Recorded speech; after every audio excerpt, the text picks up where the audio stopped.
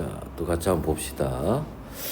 자, 세포막의 구조는 자, 이중층, 뭐가 이중층이야? 인지질이 이중층인 거죠. 인지질 이중층에 단백질이 파묻혀 있거나 관통하고, 그러니까 여기에서 다시 한번 얘기하지만, 핵심이 되는 포인트는, 키워드는 인지질 이중층이라고 하는 거하고 유동성이 있다는 거야. 알았죠? 이거 좀 잘 알고 있어야 되고, 그 다음에 자, 세포막에 자, 세포막은 물질의 종류, 크기 등에 따라서 투과시키는 정도가 다르다. 그걸 뭐라고? 선택적 투과라고 하는 거죠.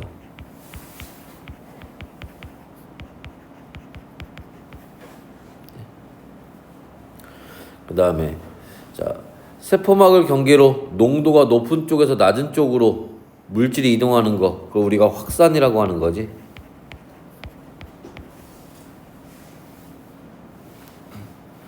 자, 그래서 자, 산소, 이산화탄소와 같은 지방산 같은 지용성 물질. 자, 이게 뭐야? 이게 인지질이에요, 인지질. 그렇지?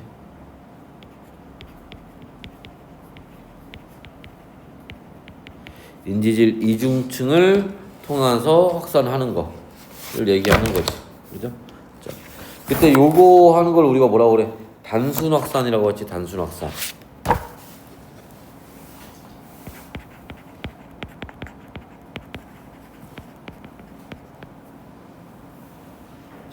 그 다음에 포도당이나 아미노산 같은 물에 잘 녹는 물질들하고 이렇게 전기 뛰는, 기본적으로 물은 전기 뛴 애들을 좋아해.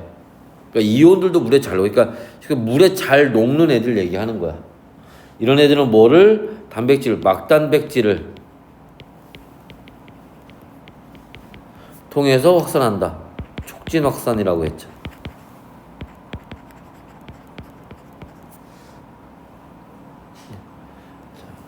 그 다음에 물이 농도가 낮은 쪽에서 저농도에서 높은 쪽으로 고농도로 이동하는 거, 그걸 우리가 뭐라고? 삼투라고 하죠.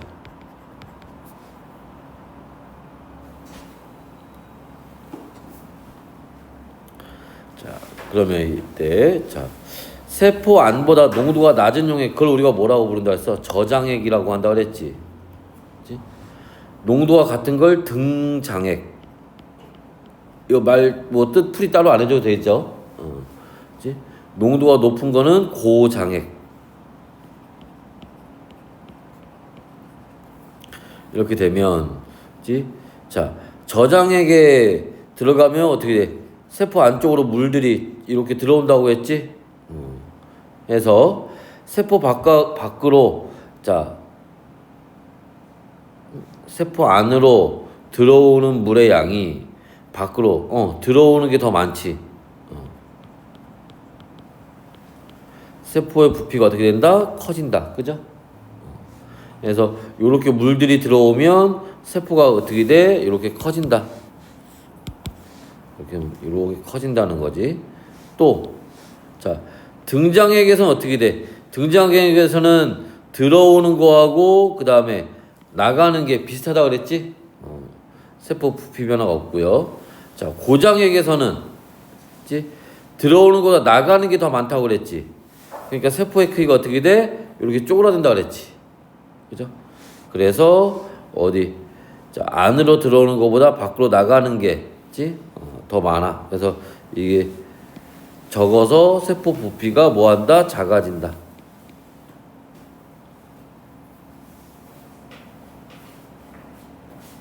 됐어요? 자, A와 B. A가 막단백질이고요.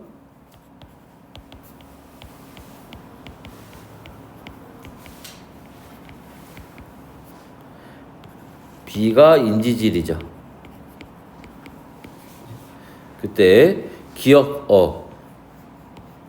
여기가 친수성이고 요 밑에 지방산인데 여기가 소수성이지. 맞아요. 세포막에서 이중층을 이루고 있다. 자, 세포막의 특정한 위치에 고정되어 있다. 고정되어 있는 거 아니라 그랬지. 유동성이 있다고 했어요.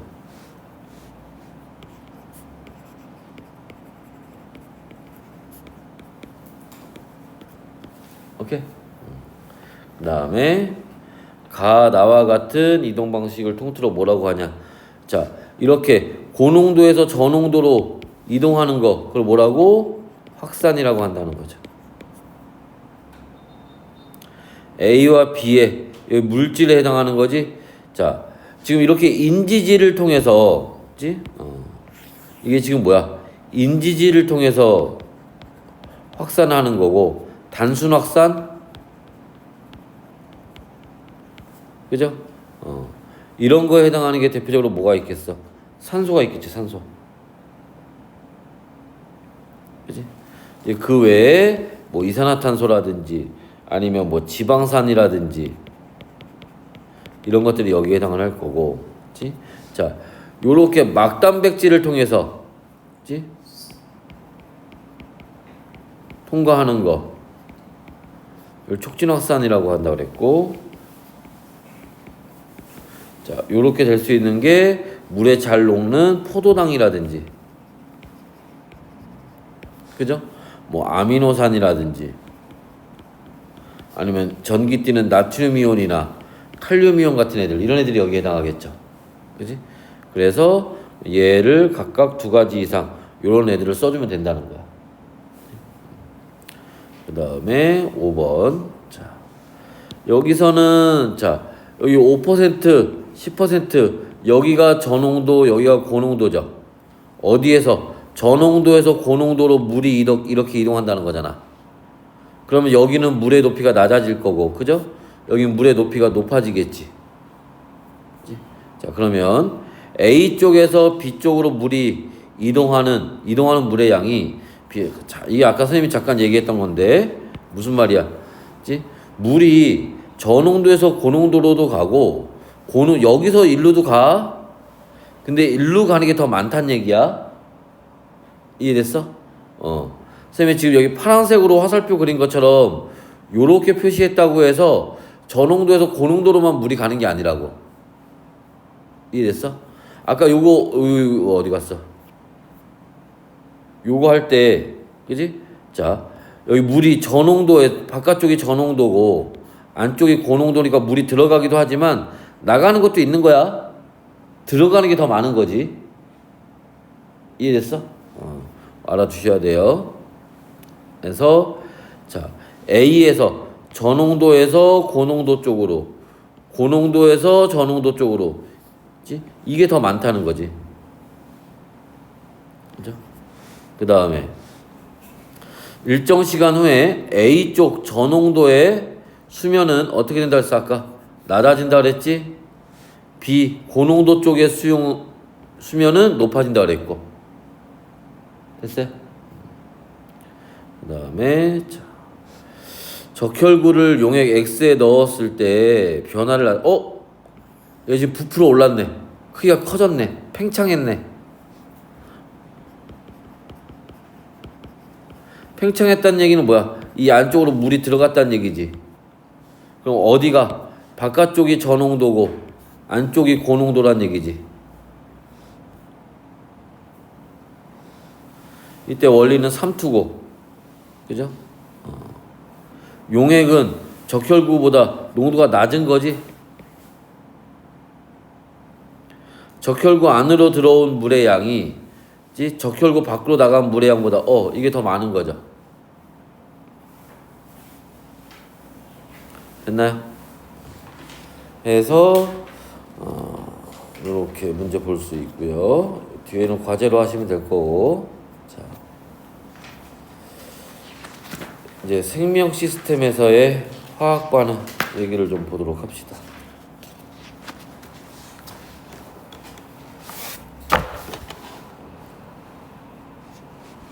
됐어? 오늘 진도는 요 생명 시스템에서 화학 반응 요 얘기까지 나갈 거예요. 알았지? 하고 그 뒤에 유전 물질에 대한 얘기는 다음 주에 볼 거고. 알았지? 자, 일단 한번 봅시다. 생명 시스템에서의 화학 반응에서 여기서 나오는 얘기가 뭐 나오고 있어? 물질 대사 얘기가 나와요. 자, 물질 대사라는 건 뭐냐면, 몸 안에서 생명체에서 일어나는 모든 화학 반응을 우리가 물질 대사라고 하는 거야. 화학 반응이 뭐냐? 예전에 한번 선생님이 잠깐 얘기했었는데, 반응이라는 말을, 반응이란 말을 좀 알기 쉽게 풀면 뭐라 했어? 변화. 반응은 쉬운 말로 바꾸면 변화야. 뭐가 변해? 물질이 변화하는 거. 그게 화학 반응이야.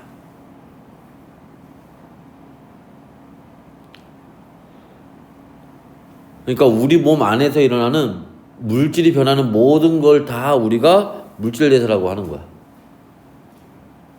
그래서 예를 들면은 너희가 밥을 먹었다. 그럼 녹말이 분해가 돼가지고 나중에 포도당이 된다든지, 그지? 단백질이 분해돼서 아미노산이 된다든지, 아미노산이 다시 단백질이 된다든지, 광합성한다든지 등등등 이런 게 다 이런 물질 대사에 해당을 하는 거예요. 자, 그래서 이 물질 대사에는 특징이 있어요. 어떤 특징이 있냐? 3가지.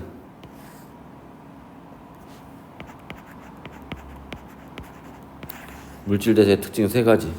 첫 번째, 반드시 에너지 출입이 있어요.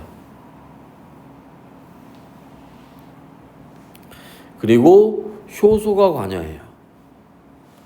그리고 단계적으로 일어나요. 자, 이게 무슨 말이니? 봐봐. 얘들아, 이 세상에 존재하는 물질들은,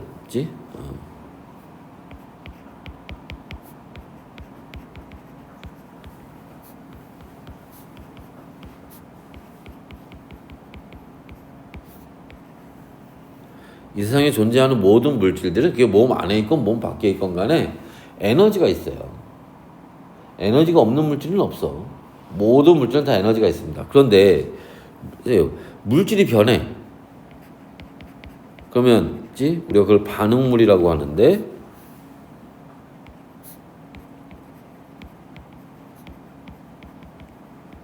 자, 이 화살표가 변한다는 뜻이야. 반응물이 변해서 생성물이 돼. 그럼 얘가 가지고 있는 에너지가 있겠지. 반응물이 가진 에너지. 생성물이 가진 에너지도 있겠죠. 그지? 당연히 얘들아. 물질이 다르니까 에너지도 다르겠지. 됐어? 그때 물질이 변하면서 에너지가 더 큰 물질로 변할 수도 있고 에너지가 작은 물질로 변할 수도 있잖아. 그럼 에너지가 더 큰 물질로 변하면 에너지가 어떻게 해야 돼? 더 늘어나야 되지. 그러니까 에너지를 흡수할 거고, 에너지가 더 작은 물질로 변하면 에너지가 남잖아. 남는 건 버리는 거고. 그치? 그러니까 당연히 물질이 변하면 당연하게 에너지 출입이 있는 거야. 물질마다 에너지가 다 다르니까. 무슨 말인지 이해됐어? 그래서 에너지 출입이 있다. 그리고 이때 효소가 관여한다는 거야. 효소라고 하는 놈이. 너희 중학교 때 촉매 배우나? 촉매 안 배우나?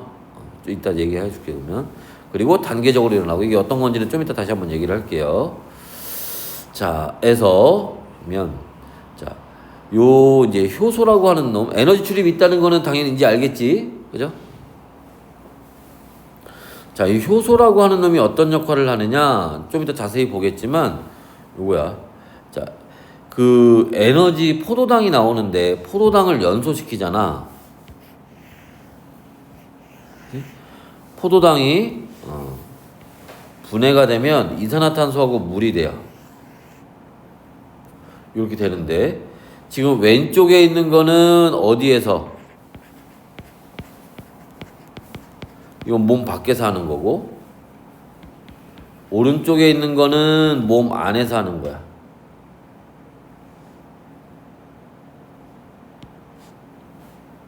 그때 몸 밖에서 포도당을 분해할 때는 가열해서 하는 거야. 가열해서. 그래서 400도씨까지 가열해야 돼. 그래야 분해가 된단 말이야. 그리고 거기에서 요렇게 에너지가 나와요. 근데 생각을 해봐, 얘들아. 우리 몸 안에서도 포도당이 분해가 된단 말이야. 그게 세포호흡이잖아. 그럼 우리 몸 안에서도 400도씨까지 온도가 올라가야 돼? 이 말이 안 되지. 그지? 우리 몸 안에서, 그지? 온도는 약 37도씨. 보통 우리가 36.5도 이렇게 얘기를 하지.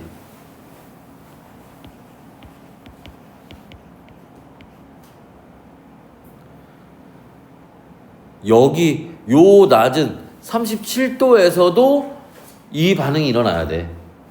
포도당이 분해가 돼야 된다고. 그러니까 당연히 저절로는 안 되겠지. 그때 누가 있어야 돼? 그때 효소가 있어야 된다는 거야. 해서 효소가 있어야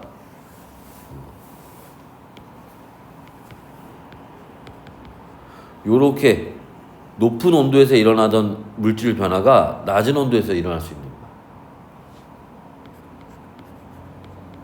효소가 있을 때.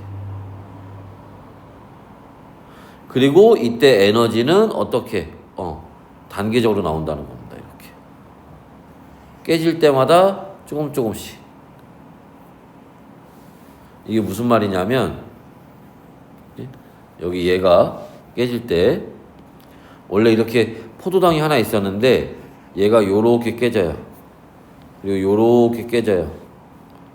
요렇게 깨져요. 요렇게 깨져요.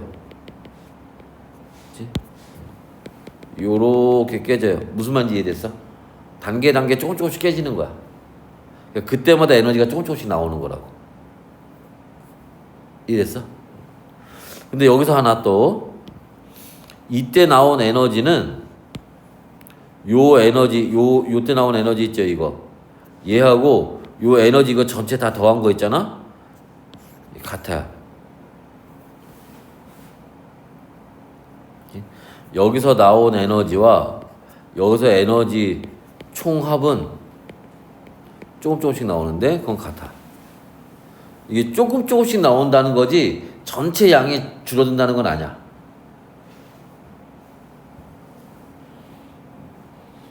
됐어? 효소라는 건 이런 역할을 한다는 건데, 자, 여기 다시 돌아와서. 자, 그럼 이제 이렇게, 자, 물질이 변하는데, 그때 그 종류가 두 가지가 있어요. 뭐, 동화작용이라는 게 있고, 이화작용이라는 게 있습니다. 그치? 그러니까 쉽게 얘기해서, 분해되는 게 있고, 합쳐지는 게 있다고. 동화작용은, 그치? 합성하는 거야, 합성. 뭐야? 작은 애들이 큰 애로 합성되는 거를 동화작용이라고 해요. 이화작용이라는 거는 분해되는 거야, 분해되는 거. 뭐가? 큰 분자가 작은 분자로 깨지는 거야.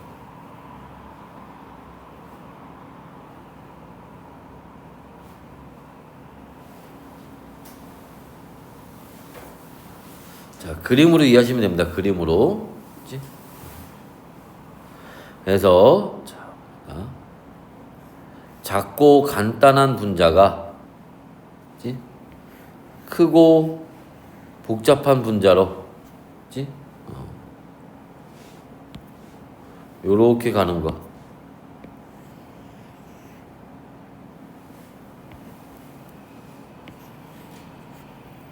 이걸 우리가 뭐라고? 이걸 동화작용이라고 하는 거예요.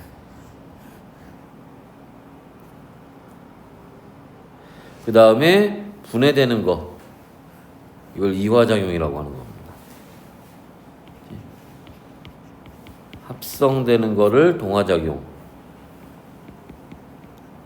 분해되는 걸 이화작용이라고 하는 거야.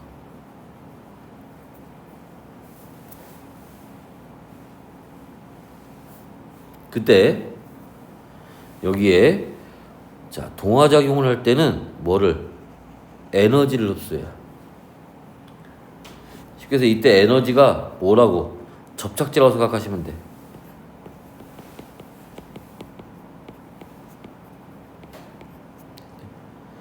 접착제를 흡수해서 얘들을 합성하는 거야, 합치는 거야. 그리고 깨질 때 에너지가 방출합니다. 이또 마찬가지 접착제예요. 분해를 하니까 그 사이에 있던 접착제가 떨어져 나가는 거야.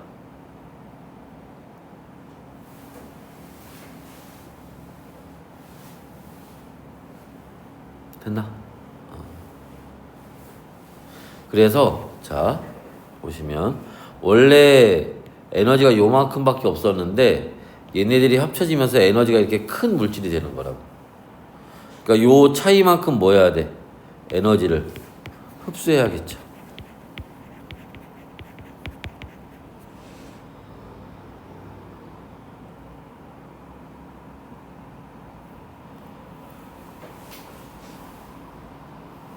이런 걸 우리가 뭐라고 조금 있어 보이는 말로 흡열 반응이라고 하는 거야. 또,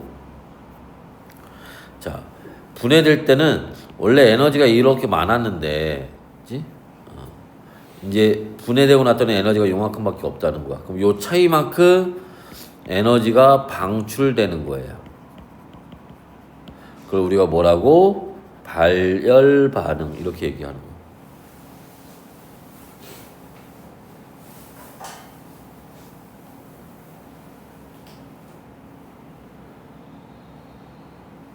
됐나? 자, 그래서 이렇게 두 가지 종류가 있다. 그리고 당연히 이때 뭐가 필요해? 효소가 필요해요.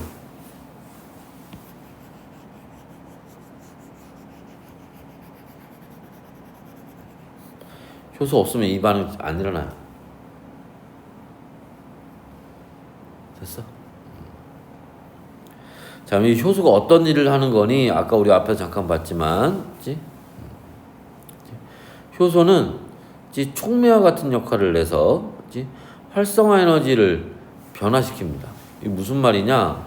활성화 에너지 이건 무슨 말이야?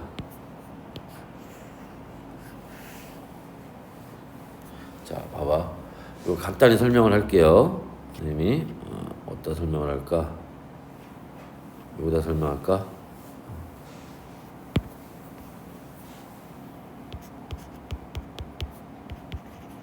선생님이 나중에 파일로 보내줄게 이거.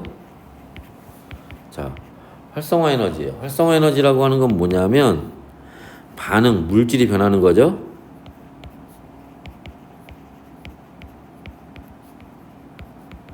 반응이 일어나기 위해서 필요한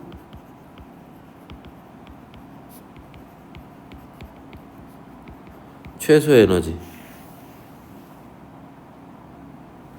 반응이 일어나기 위해서 필요한 최소 에너지를 우리가 활성화 에너지라고 얘기를 해요.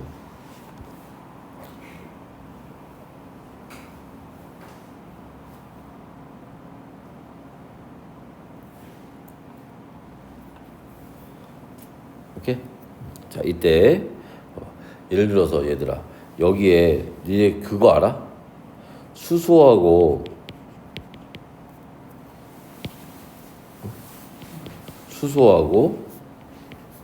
산소가 만나서 물을 만들어. 이런 얘기 들어봤지? 수소가 H2고 산소가 O2야. 물은 H2O죠. 그럼 여기에 수소가 그치?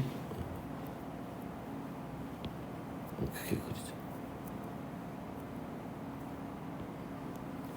수소 분자가 요렇게 있고 산소 분자가 요렇게 있어. 얘네가 나중에 요렇게 물을 만들 거야. 근데 이렇게 되려면 얘들아 이게 갑자기 이 수소하고 산소가 만나서 갑자기 이렇게 변하는 게 아니야. 그럼 뭐 어떻게 되는데? 에이, 봐봐. 얘네 둘이 이거 뭐 해야 돼? 뜯어줘야지. 여기도 이렇게 뜯어줘야 되고 여기도 이렇게 뜯어줘야 돼. 그래서 얘네가 요렇게 뜯어지고 그리고 다시 합쳐지면서 요렇게 물을 만드는 거야. 여기까지 이해됐어? 여기까지 이해됐어? 자, 이때 요렇게 뜯을 때 이때 에너지가 필요해. 이걸 뜯을 때. 그게 활성화 에너지야.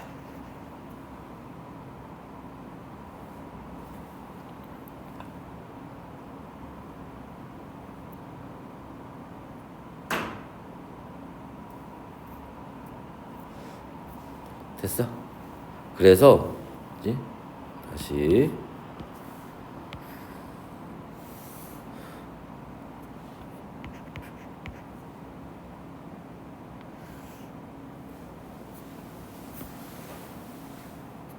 여기가 수소하고 산소가 있고 물이 이렇게 만들어질 건데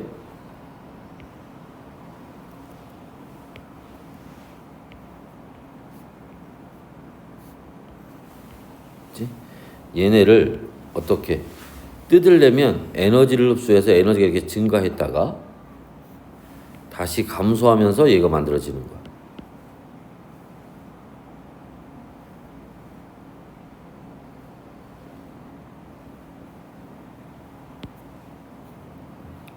요때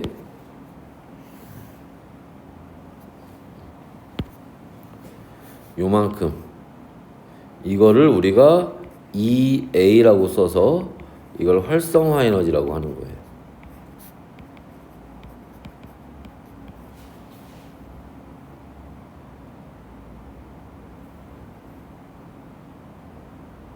됐어? 그러니까 요 에너지가 없으면 요게 없으면 그치? 당연히 뜯어지지도 않고 물질이 변하지도 않아.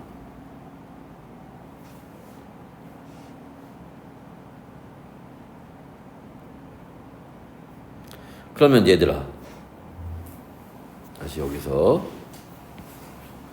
물질들에 따라서 이 활성화 에너지가 작은 물질도 있고 활성화 에너지가 큰 물질도 있단 말이야. 그러면 활성화 에너지가 작으면 물질이 잘 변한다는 거야, 잘 안 변한다는 거야? 활성화 에너지가 작다는 거는 그치? 조금만 줘도 이렇게 뜯어진다는 얘기지. 에너지를 조금만 줘도 이렇게 뜯어진다고. 그러니까 뭐야? 잘 변한다는 거야.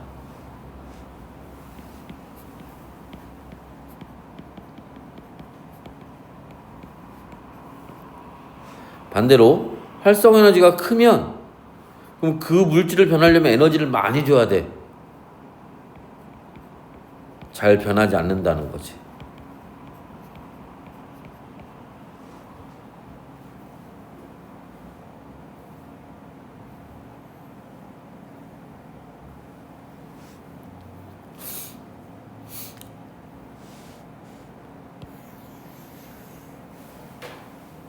이해됐어요? 쉽게 해서 얘는 활성화 에너지는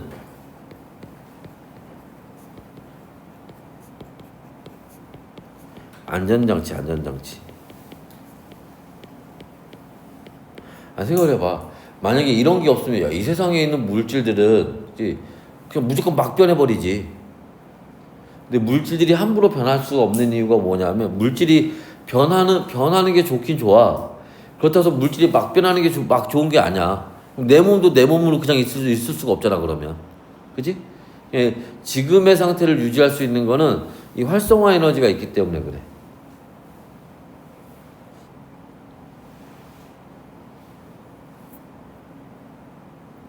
됐어요?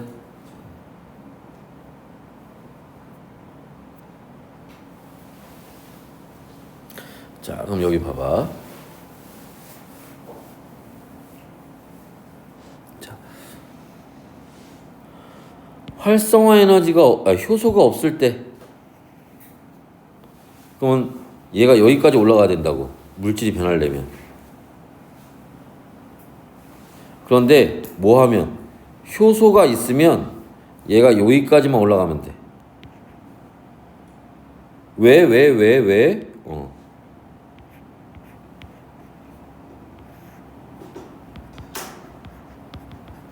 효소가 원래 그런 역할을 하는 애야. 뭐 활성화 에너지를 낮추어주는 역할을 하는 거야. 효소가. 원래 물질마다 정해진 활성화 에너지가 있어. 아까 우리가 앞에서 봤던 것처럼 포도당은 이게 400도씨만큼의 온도가 돼야 변하는 그게 있다고. 그런데 효소가 들어가서 어디 37도에서 변할 수 있도록 이렇게 활성화 에너지를 낮춰주는 거야. 적은 에너지에서도 변할 수 있게. 무슨 말인지 이해됐어?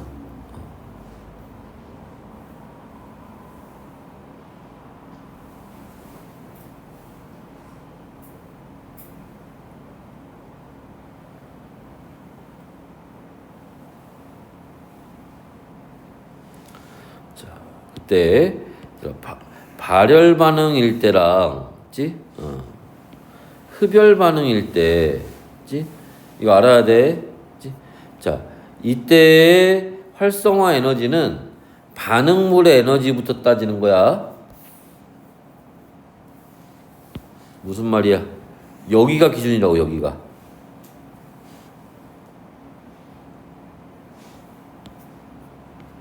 이게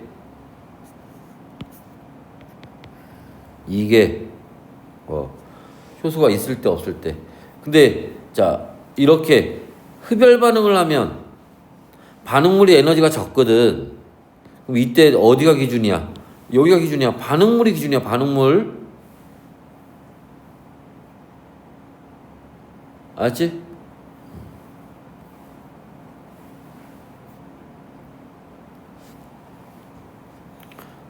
했어요? 그리고 이때 요걸 반응열이라고 한단 말이야. 반응열이라고 하는 건 어디에서? 반응물과 생성물의 에너지 차이야.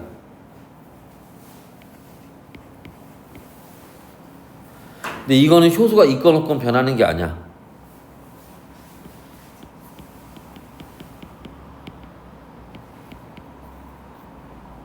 여기도 반응열, 에너지 차이. 변하는 게 아니라고.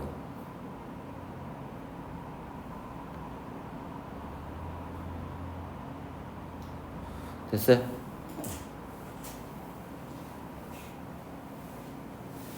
자, 정리해보면, 자, 활성화 에너지가 작을수록 반응이 빠르게 일어나는데, 지? 효소는 반응이 빠르게 일어나게 한다는 거야. 어떻게 해서? 활성화 에너지를 작게 만들기 때문에. 감소시킨다는 거죠.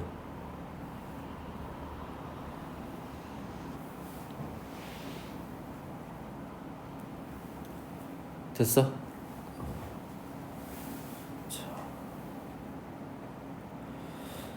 그럼 이제 효소가 작용할 때 어떻게 작용하니? 자, 효소는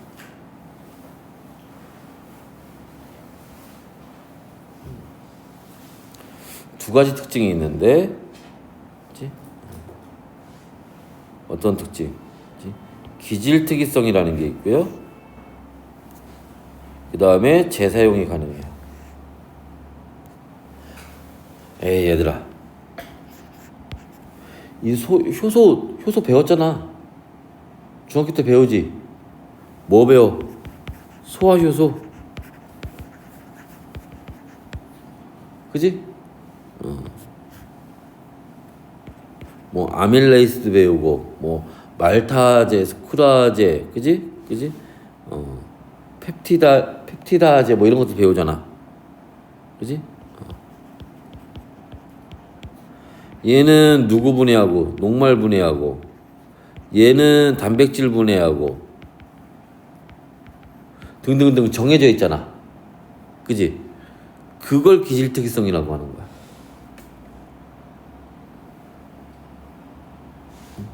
해서 구조에 맞는 한 종류의 반응물에만 작용한다는 거야.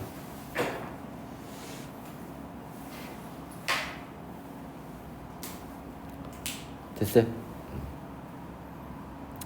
자, 왜 그러니? 이거 문제에서 물어본다. 왜 그런지. 왜 그런지 물어보면 이렇게 얘기하면 돼요. 효소는 단백질로 되어 있는데 그 단백질마다 종류에 따라 고유한 입체 구조를 왜? 단백질마다 구조가 다르거든.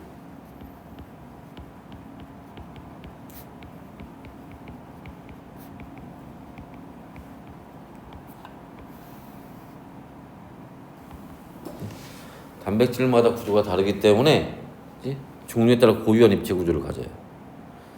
그래서 그 구조가 맞는 반응물하고만 작용을 하는 거야. 그 반응물을 우리가 기질이라고 하는 거예요. 그러니까 아밀레이스가 녹말하고 반응하잖아. 그 녹말을 우리가 기질이라고 하는 거야.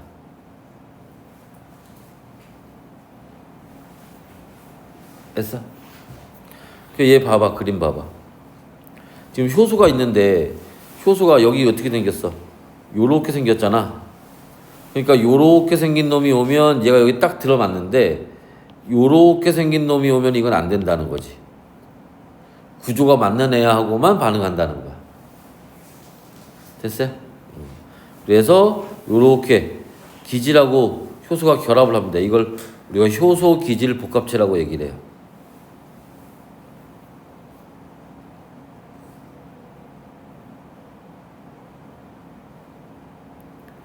그래서 여기서 꿍짜꿍짜해서 얘가 또도도도도 이렇게 잘라져 여기서. 여기 생성물이 만들어지는 거야.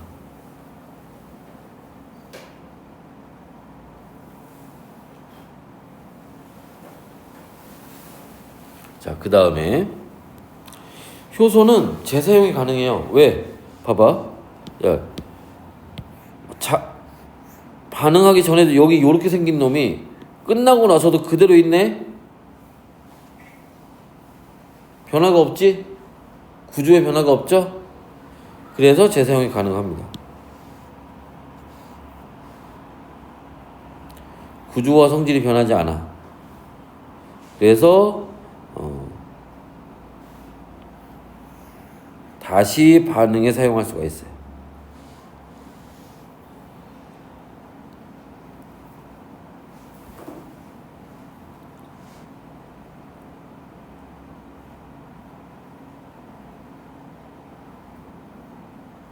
됐나요?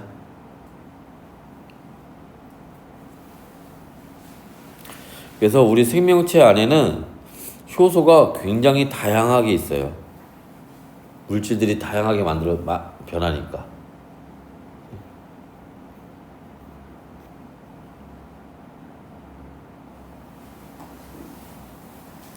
그래서 보시면 되고. 자, 이제 밑에는 이제 요걸 지금 확인하는 실험입니다. 카탈레이스라는 걸 이용해서 실험을 하는데, 이 카탈레이스는 뭐야? 카탈레이스는 과산화수소를 물과 산소로 분해하는 반응을 하는 놈입니다. 웬만한 세포에 거의 다 있어요. 얘는 H2O2 과산화수소죠.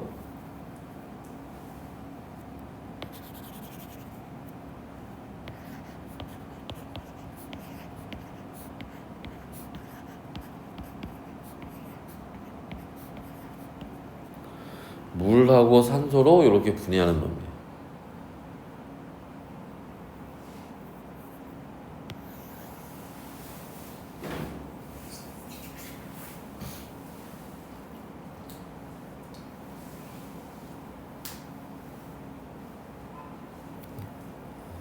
얘가 보통 이제 어디에 간이나 동물의 간이나 감자나 혈액에 있어요.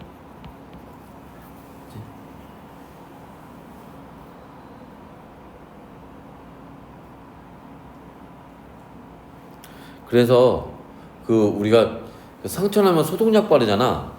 소독약 바르면 막 하얗게 막 거품 막 생기지. 그게 이 혈액에 있는 카탈라제 때문에 그런 거야.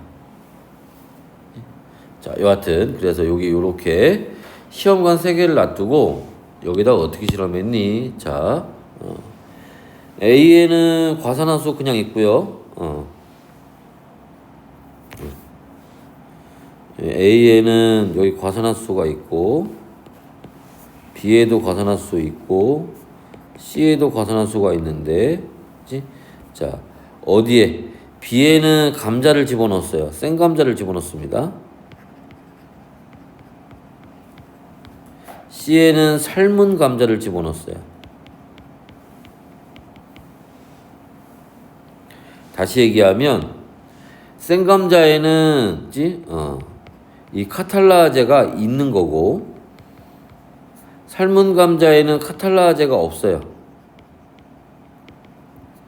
당연히 여기 카탈라제 없는 거고 아무것도 안 넣었으니까.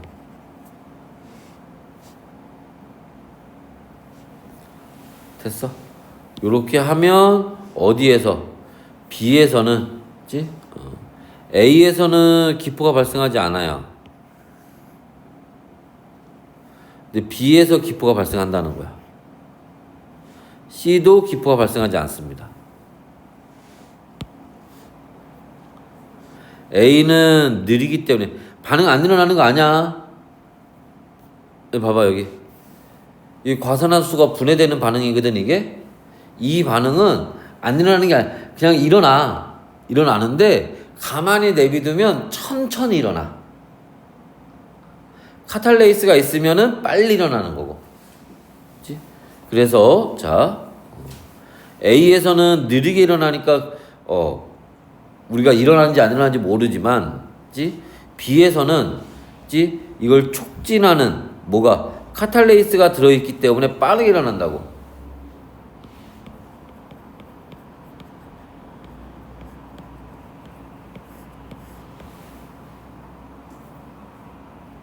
근데 C도 감자를 집어넣었는데 왜 안 됐어? 얘는 삶았잖아. 고온에서 변성이 된 거예요.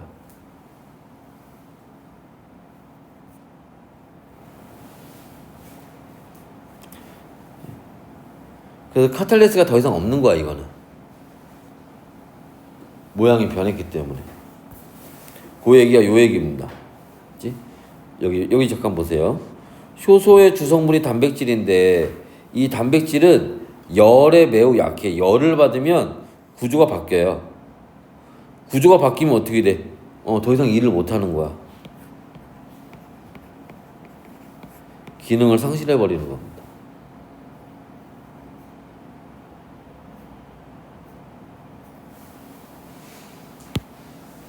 됐어요? 자, 그리고 이런 효소는 대부분의 물질 대사에 관여하고요. 생명체는 이런 효소 덕분에 생명 시스템을 유지할 수가 있는 거예요. 그래서 광합성, 세포호흡, 혈액의 응고, 독성 물질 분해, 하여튼 소화, 우리 몸에서 일어나는 건 다 여기에 해당을 하는 거야. 그 외에도 효소를 이용하는 거에 발효를 한다든지, 우리가 화장품이나 이런 걸 만든다든지, 의약품을 만든다든지, 섬유를 만든다든지, 폐수를 정화한다든지, 이런 것들이 여러 가지로 이용이 된다는 겁니다. 됐어? 자, 그래서 여기까지 보시고 뒤에 개념 확인 문제 나온다. 그 전에 요거 잠깐 볼까? 비법 특강이 나와 있는 거 요거 한번 잠깐. 효소의 반응 속도 그래프. 이거는 이거 아까 그 얘기야. 얘들아. 반응물의 농도가 커져. 예를 들어서 녹말을 많이 먹었어.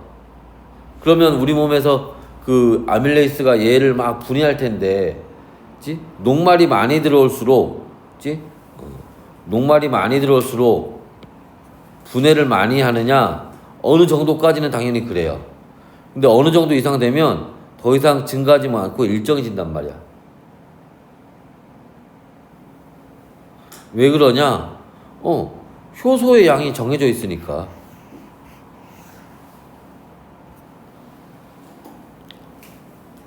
선생님이 얘기했던 것처럼 효소가 100개가 있어. 거기에 자 반응물이 50개 들어와. 그럼 50개 다 반응해. 100개 들어와. 100개 다 반응해. 150개 들어와. 그럼 150개 다 못한다고. 그 중에 100개밖에 못한다고. 왜? 효소가 100개밖에 없으니까. 그러니까 더 이상 증거 못하는 거지. 이해됐어?